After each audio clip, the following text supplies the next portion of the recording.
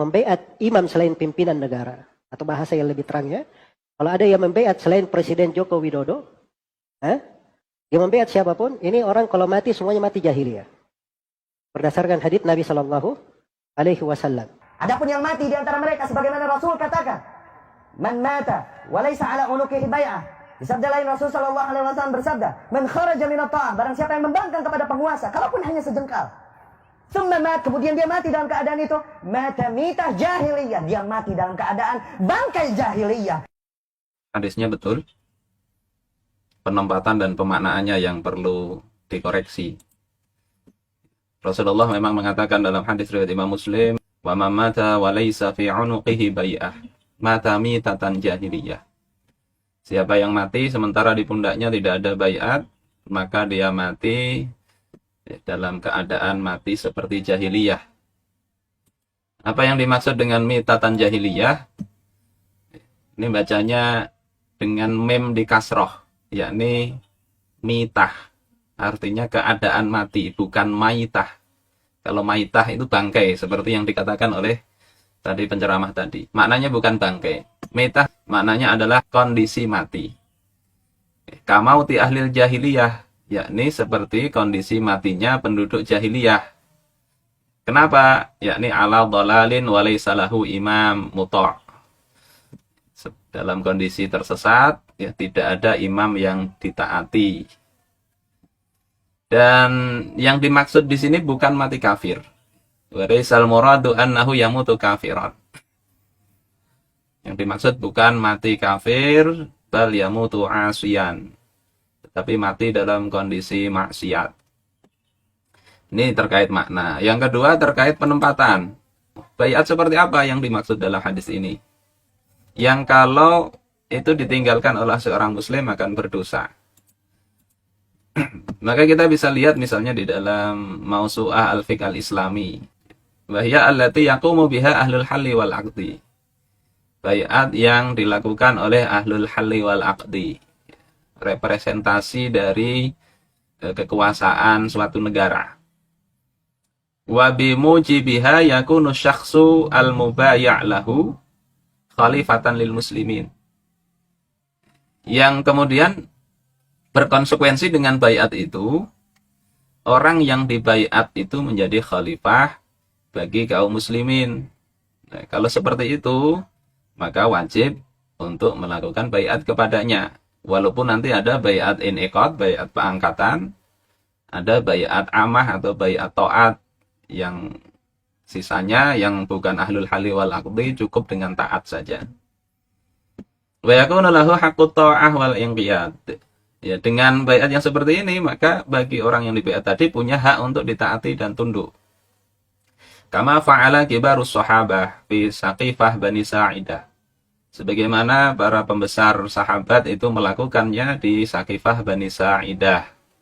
Wa bay'u Abu Bakar radhiyallahu anhu bil khilafah. Kemudian mereka membaiat Abu Bakar radhiyallahu an dengan khilafah.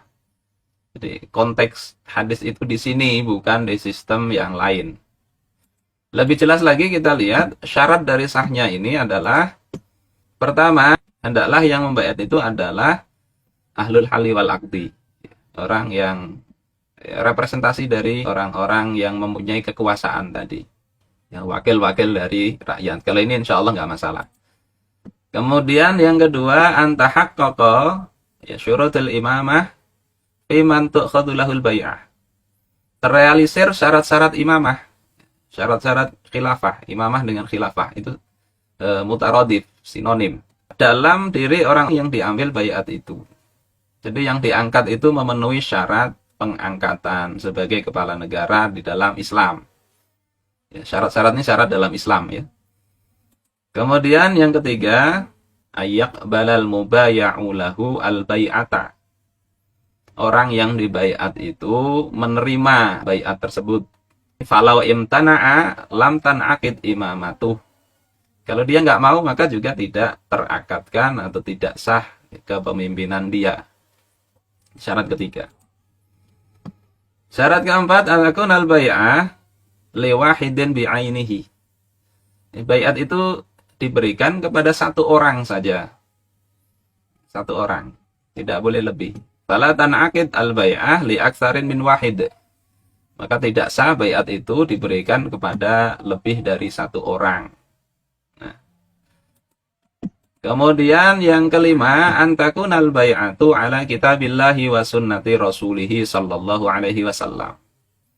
Hendaklah baiat, ya, pengangkatan sumpah itu atas kitabullah dan sunnah Rasulullah sallallahu alaihi wasallam bil amali bimujibihima, untuk beramal menurut kitab dan sunnah, wa hamlin nasi alaihima, dan mengatur manusia di atas hukum-hukum kitab dan sunnah. Nah, yang kelima ini kita bisa cek apakah ini terpenuhi. Bukankah justru hukum-hukum syariat itu dianggap sebagai sesuatu yang berbahaya, dianggap radikal dan sebagainya? Bukankah ini baiat ini ke khalifah, sementara ide khilafah saja itu dianggap sesuatu yang dilarang di negeri ini, walaupun undang-undangnya tidak ada mengatakan demikian.